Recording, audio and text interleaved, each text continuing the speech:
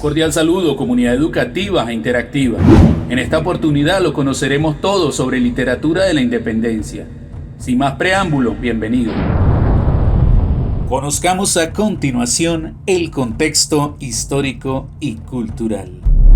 Al hablar de literatura de independencia en Hispanoamérica, debemos abarcar el periodo comprendido entre finales del siglo XVIII y comienzos del siglo XIX.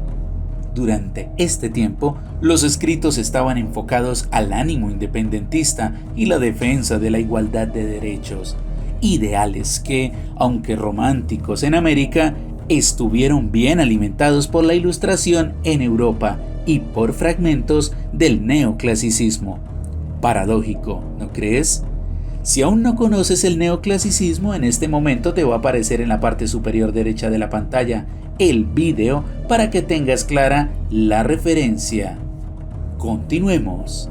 Si bien es cierto, la corona española tenía restringido el acceso a los libros ilustrados y filosóficos de origen francés, de todas maneras hubo hombres que se arriesgaron en actos valerosos. Tal es el caso de Antonio Nariño, quien tradujo la Declaración de los Derechos del Hombre por allá en 1793 y lo distribuyó de manera clandestina. Lo cierto es que esta literatura estuvo enfocada a una meta común, la emancipación. Ya fuera poesía, prosa o teatro, la palabra clave que espero recuerdes es una muy importante: libertad. Disfrutemos ahora de los géneros literarios de la literatura de la independencia. La narrativa. En esta veremos a la narrativa de ficción con un propósito: satirizar o llamar la atención. Por otra parte, en cuanto a la narrativa apegada a la realidad, su funcionalidad no será tanto de entretenimiento, sino más bien utilitaria.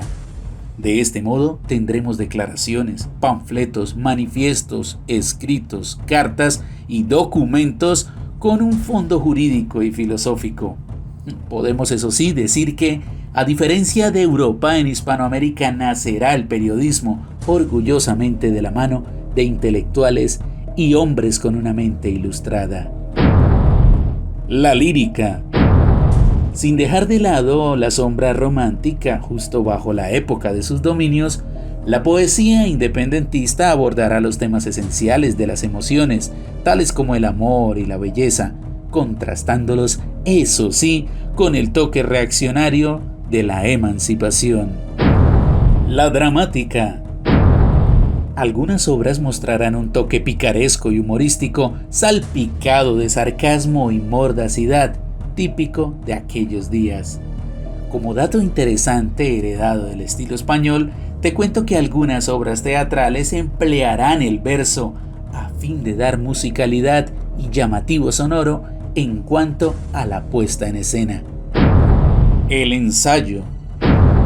Ante la posibilidad de despertar a la ciencia y el pensamiento, este género tendrá la oportunidad de presentar temáticas de gran interés con la estructura correspondiente al género. Planteamiento subjetivo, pero con el riguroso agregado de la argumentación. Sus temas oscilarán entre lo político, lo científico y, por supuesto, lo filosófico. El tratado. Durante este tiempo surgirán formas documentales y testimoniales sin precedentes, al abordar temas de sumo interés, pero al mismo tiempo de gran seriedad por su fondo y forma de carácter legal y jurídico. Los tratados, adaptaciones e incluso traducciones de manifiestos y derechos humanos tendrán una cabida importante en este periodo. Analicemos a continuación un top 5 de características de la literatura de la independencia en Hispanoamérica. Número 5. Posee una interesante mezcla de dos movimientos culturales antagónicos: neoclasicismo y romanticismo. Efectivamente, y aunque te suene paradójico, la literatura independentista supo combinar estas dos miradas, tan diversas como el dulce y el salado en términos culinarios. De todas maneras, cabe aclarar que el momento histórico lo ameritaba. Es sencillo si lo analizas. Escucha y observa.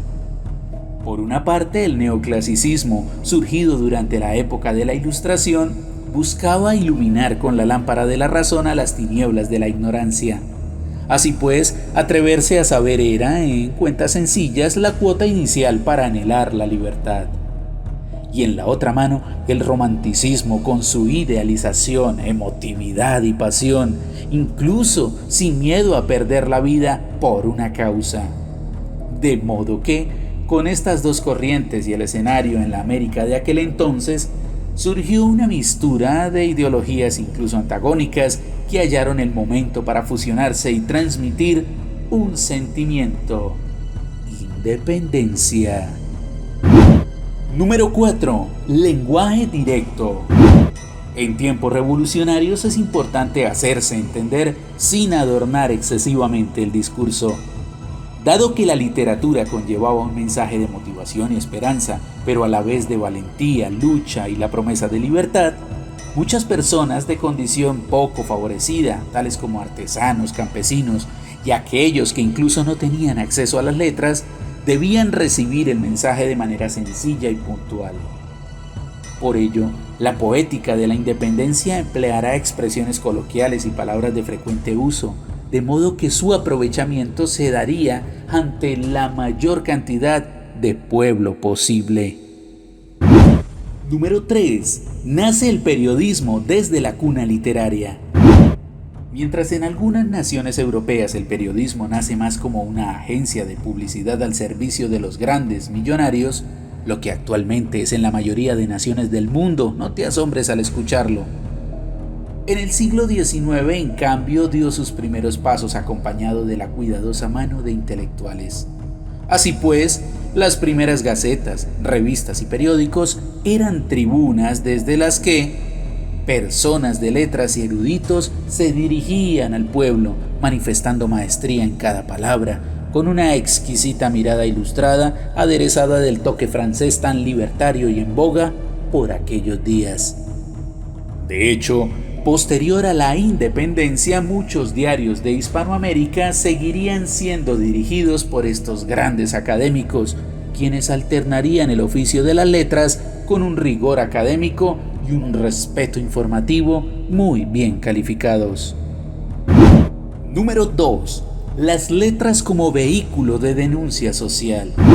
Nada más peligroso para un establecimiento o imperio que el acceso del conocimiento a sus súbditos.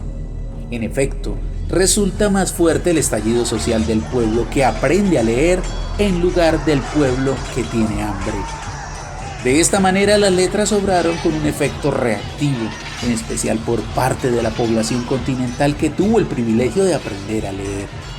Y eso que estamos hablando de la alborada del siglo XIX. Imagínate en la actualidad, con la masificación de la información y el conocimiento. Y número 1, es una literatura eminentemente política. Tenlo claro, aquí no hay arte por el arte. Aquí hay arte comprometido. Si bien es cierto, la literatura independentista posee una estética y forma que le proporcionan cierta belleza, en especial con matices poéticos que brindarán goce al lector, la realidad es que los adornos jugaban un papel secundario en su construcción. Dado el momento tan vibrante y los acontecimientos, será inminente la presencia política en su estructura, sin importar el género. De este modo veremos poesía que invita a la libertad, narrativa que anima a luchar y dramática que empuja a romper las cadenas y buscar el cambio. Si te gusta esta forma de explicar los temas, te invito en este instante a que le des like y a que te suscribas al canal. También nos puedes seguir en nuestras redes sociales. Conozcamos ahora los principales autores de la literatura independentista, sus vidas y obras más importantes. Fray Servando Teresa de Mier, 1763-1827. Fray dominico mexicano de gran influencia en los primeros destellos de la independencia. Luego de un sermón brindado por él, en el que se ponían en entredicho ciertos rituales hispánicos, inició su vida al margen del sistema. De ahí hasta su muerte sería un revolucionario de las ideas. Obras importantes: Cartas de un americano al español, Memorias, un fraile mexicano desterrado en Europa, e Historia de la Revolución de Nueva España. Camilo Enríquez, 1769-1825, sacerdote, político, escritor e intelectual chileno. A pesar de formar parte del clero, Camilo se decantó por ideas que incluso le llevarían después a enfrentar a la Inquisición. Leyó muchas obras incluidas en el índice de libros prohibidos por la Iglesia. Empleando un seudónimo, se dio el lujo de publicar el ensayo La Proclama.